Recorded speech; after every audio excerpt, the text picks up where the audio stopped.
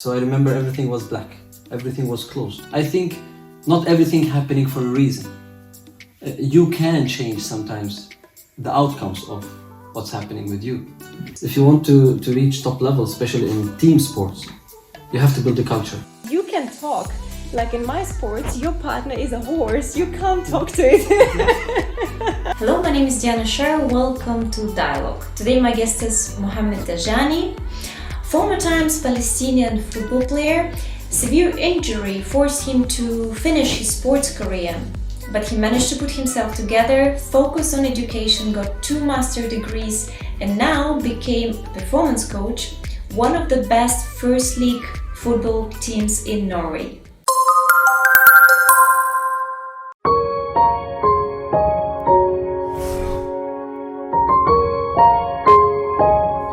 You know, I was a little kid playing in the street as all the other kids in Palestine, especially in Jerusalem. And I started to love football.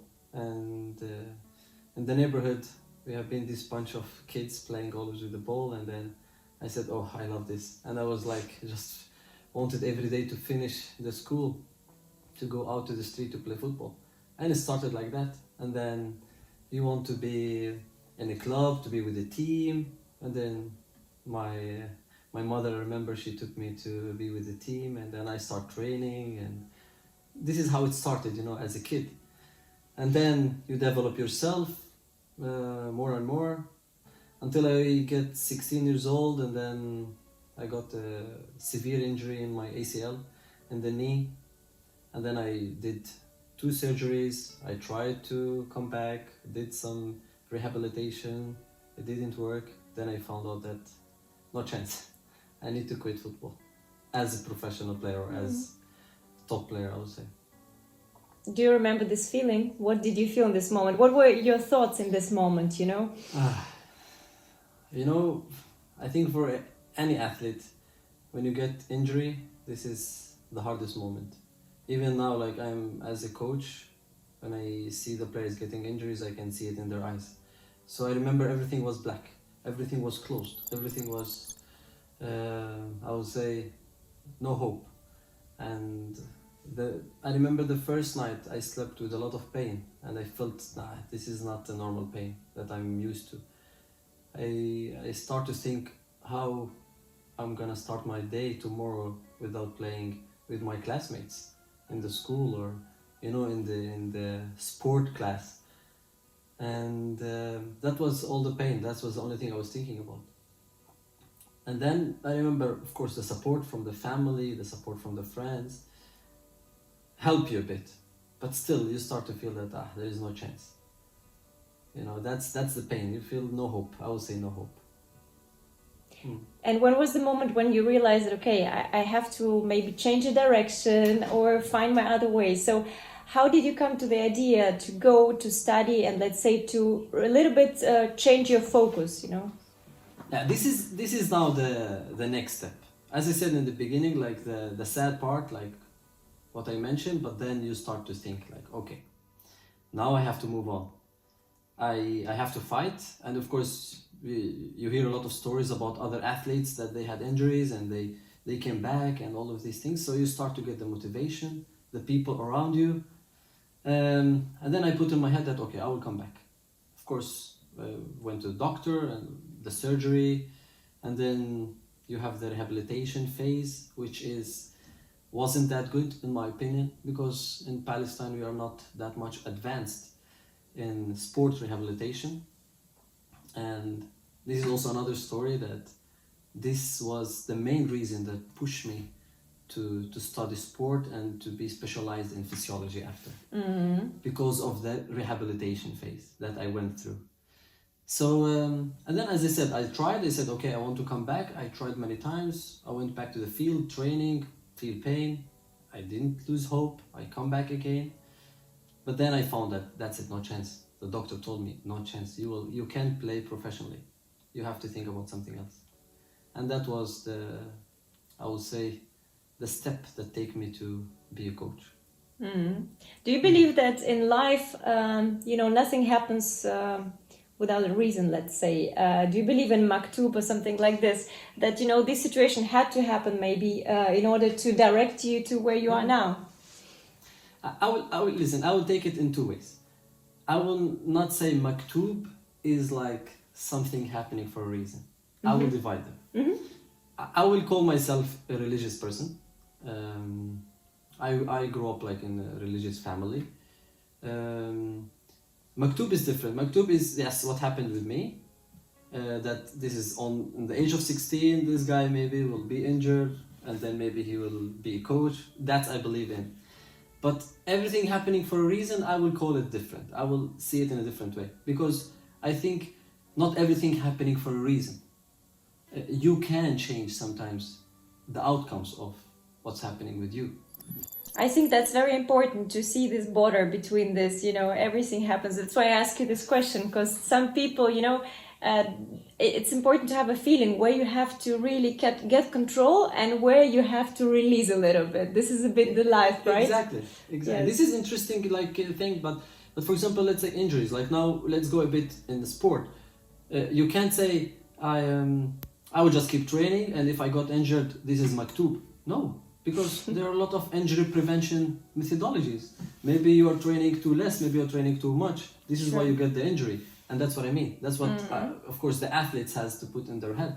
And most of the professional athletes, they know that you can have injury prevention. You can work hard to not get injury.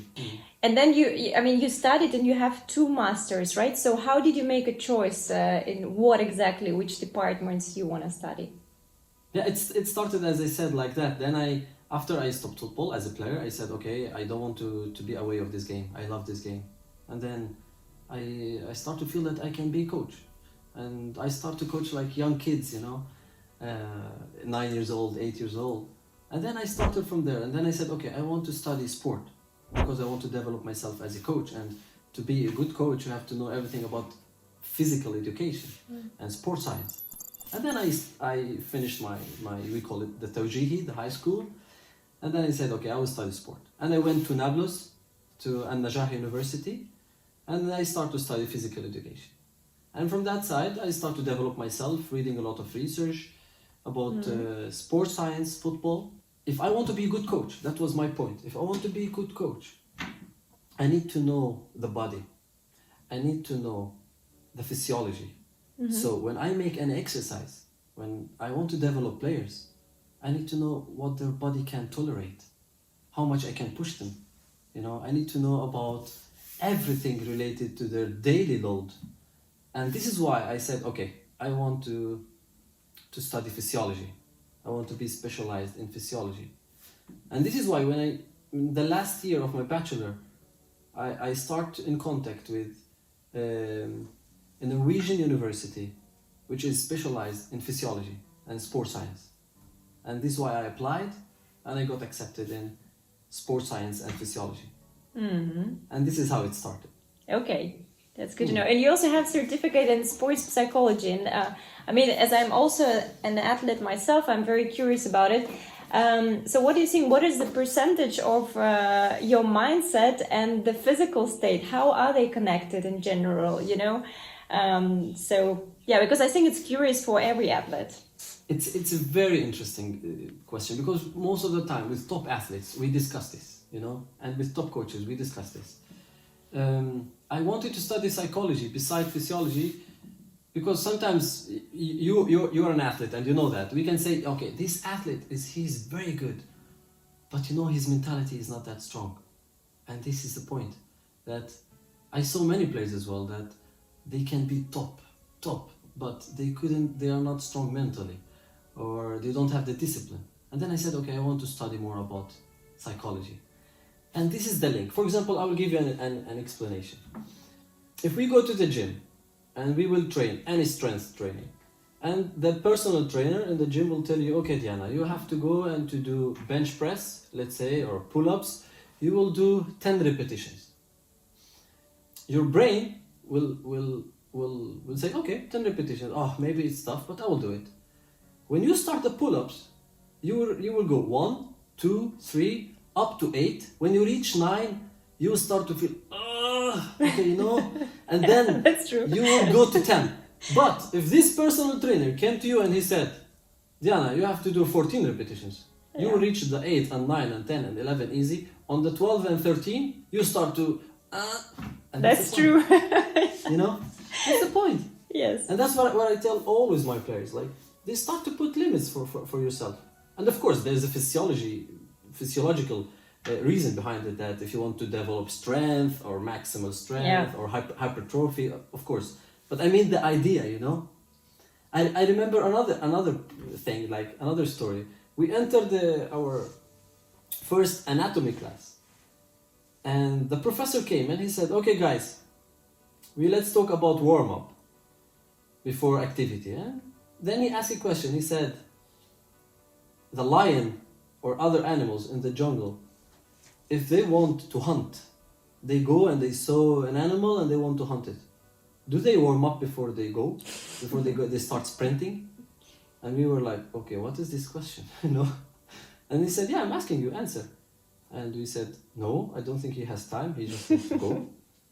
And he said, this is the point, that it's about mental. You know, you can adapt to this. It's more adaptation here. So that's the point. And this is the mixture between psychology and physiology and the body, that you need to develop yourself mentally and to be strong mentally, and then it will help you a lot in your career. Yeah, a combination of everything, let's say. Exactly. Yeah. And now, I mean, continuing this topic, what, from your point of view, are the main keys of successful performance? The main keys, I will say the first point that I try to is planning. You have to have a plan, program, and then you have to have the repetitions, and you have the last point, the third point and the last point, you have to believe in your abilities. These three things, if you put it in your head and you start working it, I think you will perform really high, really high.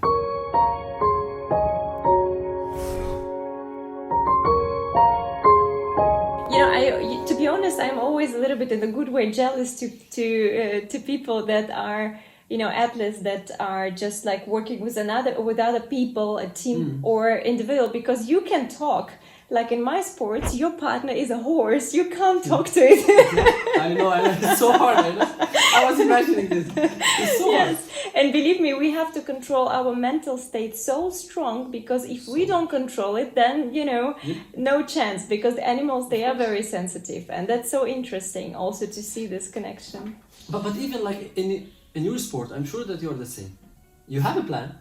That's the first point. You have a plan. You will never just go in without planning. You have a coach that he will train you and will train your horse, of course. And then you need to have a lot of repetitions, And then you have to believe in, this is my quality, that's me. You know, I was watching, you know, everyone knows Usain Bolt, you know, like the runner. He was like just saying in one of the interviews that I was training for more than maybe 10 years to perform for 9 seconds, you know, to perform for 9 seconds. And some people, they train for 2 months and then they don't see results, they quit. Yeah. And I heard a very interesting idea just like a few weeks ago, that, you know, the last 10%, the difference between really successful athlete and, you know, those that didn't achieve is also this last 10% when you're very close and you think, oh, I'm nearly there. And this last 10% is so important. And Exactly. You know, also there is another point regarding, like we talk about psychology and physiology and all these things and the mental strength. You know, many people know that maybe, but when you are tired, let's say you're really training and you're really tired. You know how much you're really tired? Like percentage from 0 to 100, you're really tired. That's science, that's research. 60%. That's when you are saying, I'm done. You know, I can't complete anymore. Yeah. Only you're tired 60%. You can still have 40% to push. So if everyone knows that, he will push more. You will push more. Yeah.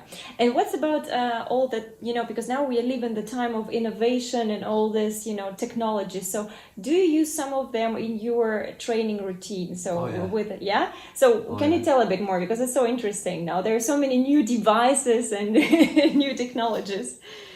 especially in football, we use many things, but I will make it quite simple.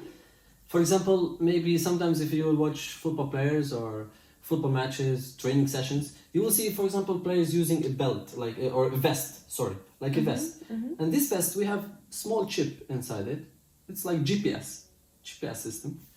What does this work for?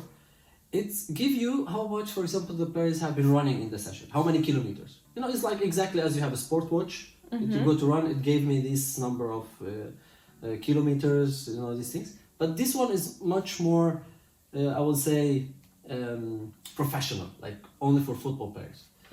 It gives you how many kilometers you run. Inside these kilometers, how many high speed running he has done, how much intensity, how many times he jumped, how many times he shoot the ball, and all these things help us to control the player's load. And I was talking about in the beginning, to not get injured and also to develop them physically. For example, if I know that I'm training Diana and she's in this month she has done this number of kilometers, okay, next month I want to push a bit the level, then she will develop, and of course with much more specialized things, much more details. That's the GPS. We have another one which is called Huddle. It's another company which is focused on technique, and I think it's good for you in your sport. It's just focus on technique. It's about how is the arm, how is the leg, the movement, the angles, the hip movement, and that's helped a lot for the players to understand the technique when you work with them.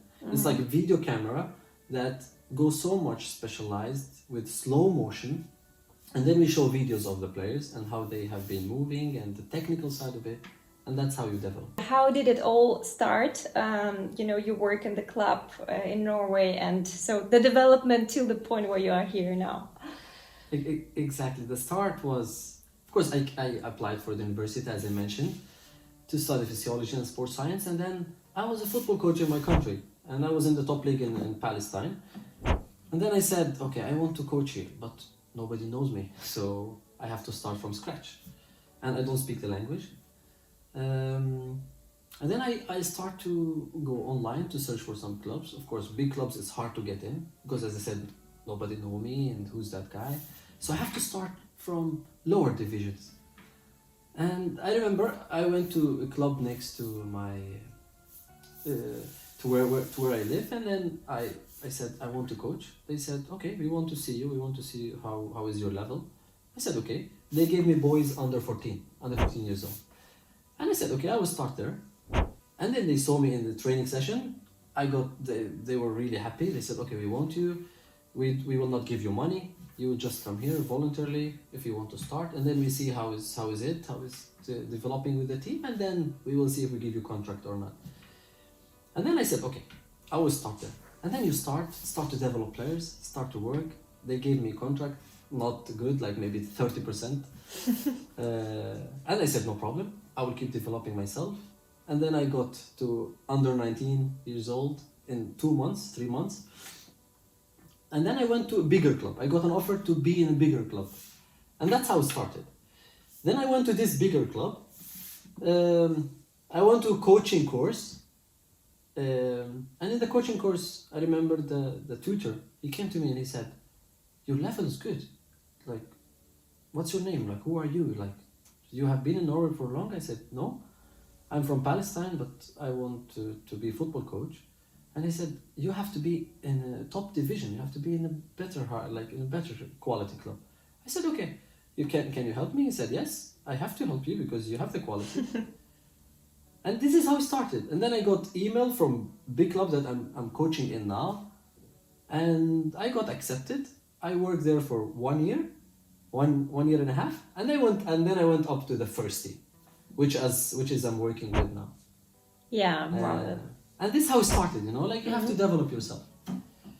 But through this period, it's not like, as I mentioned it now in 1 or 2 minutes.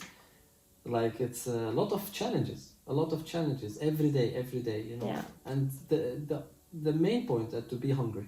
You have to be hungry a lot. That's the main point. Yes. And resilient. Yeah, that's true. And your team now is actually got a bronze medal in Norwegian top league and also qualified for Europa League, right? Yes. So what are your next goals now?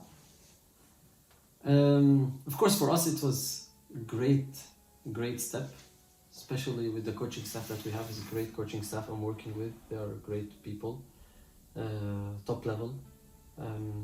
Even the players are really great. We wanted to build the culture in the club. That's our head coach, what he wanted to build the culture, like strong culture. And when we talk about culture, Diana, I would love that people understand. It's if you want to reach top level, especially in team sports, you have to build the culture. Not only just to have top players and to have top training sessions and top facilities. You have to build the culture inside the group, a winning culture, resilient culture. You have to build a caring culture. And this, what I wanted to mention, is not only about training and only about like being top athlete. Top athlete, you have to have a good culture in your daily life. So our target, of course, is to develop ourselves more and more, build the culture, and then taking bigger steps. And what are your own main goals now? Because you have this team, but just want to know, like, do you want to study more? Do you want to, which kind of goals you have personally, apart from the team?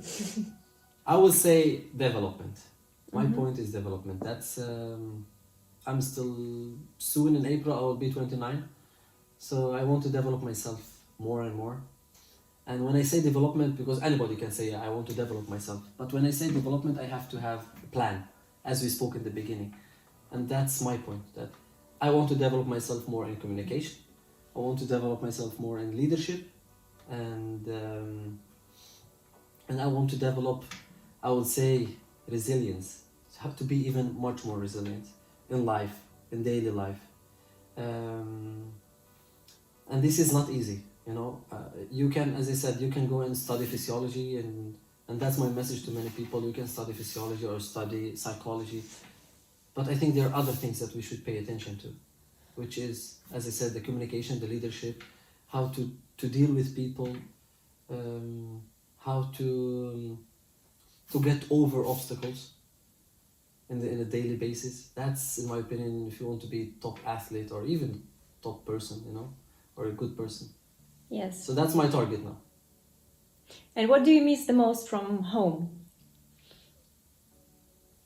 Of course, family. That's number one. It's hard, especially now with the COVID time. I haven't seen them for 1 year and 3 months. That's tough, of course. Family, but I will go more specific. I miss running in the streets of Jerusalem, because I was running every day, and was always giving me energy. That was the source of energy for me. Running every day in the streets of Jerusalem. And I would say food. Food, I really miss the good Arabic Palestinian food. What's your favorite Palestinian dish? Maybe it's hard for some people, but it's called mansa. Of course, maybe you know it, mansa. Yes. And there is something else called idre. It's like rice with chickpeas, and yes, I know it. It's very good. I love it. These two are my favorite.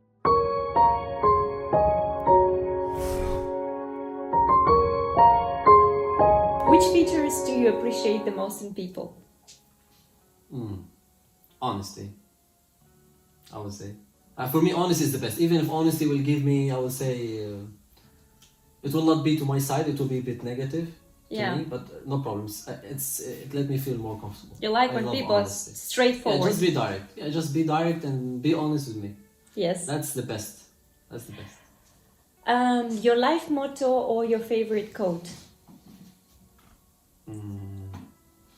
I don't want to be philosophical, but really, that's. I remember maybe. Once I decided to move to Norway and just to do my masters, I was always saying that there is no destination. Because many people, they say sometimes, I want to work hard until I reach my destination or my target or my goal, and I don't like to use it like that. In my opinion, there is no destination. That's really, there is no destination. I want always to keep going. That's maybe my quote that I think about every day. And the last one, and the second one is that I believe in every day, Diana, that I will never get everything. I will never, like, you know, I will, in my opinion, that's what I believe in, that you can get everything. Maybe I will get happiness, and maybe I will get money, but maybe I will not get health, you know, like in a period. Or the opposite, you might get health and you might get money, but maybe you don't have that happiness that you're aiming for, daily happiness. And that's I believe in, that I can get all of them, you know. No, that's true. That's fair enough, yes. Are there some books that inspired you? Oh, yeah. I will say 2 books, maybe 2. These are the favorite. There is for Daniel Kahneman. I don't know if you know, Thinking Fast and Slow. Oh, I know. I read this book. For Daniel, yes, you know? that's a good one. Yes. Yeah, I love it. I like it. It helped me a lot in my daily life. And there is another book that is more specific in sport. It says you win first in the locker room. You know? And it's talking about, as I said, leadership, communication. It's for John Gordon. I love it. Like, I read it even twice. That's like, good just to know. That's a very nice book, because it's not only about, I would say, sport, but even in your daily life, when it says you win first in the locker room. Oh, that's interesting. Important. I didn't read it. Yeah, it's nice to read it, actually. And if you had chance to look back, what would you wish to your 10 years old self? I look back. Again, I will be honest. I think I will wish the same. I'm lucky with what I have been through, really. That's and this is, I say it with really true, humble opinion, that I'm really happy with what I have went through. Of course, you have some tough days, tough moments, but I'm so lucky with my life, and I think everything I went through taught me a lot, and I'm lucky to have it. The scenario that I have it in my life was great. I love it. Thank you very much. I wish you, your team, all your players a lot of luck, and thank you. Thank you very much for being a part of Dialogue. It was really great pleasure to talk to you, and a lot of new information. Thank you. Thank you, Jen. I really appreciate it. I also liked it a lot. Thanks.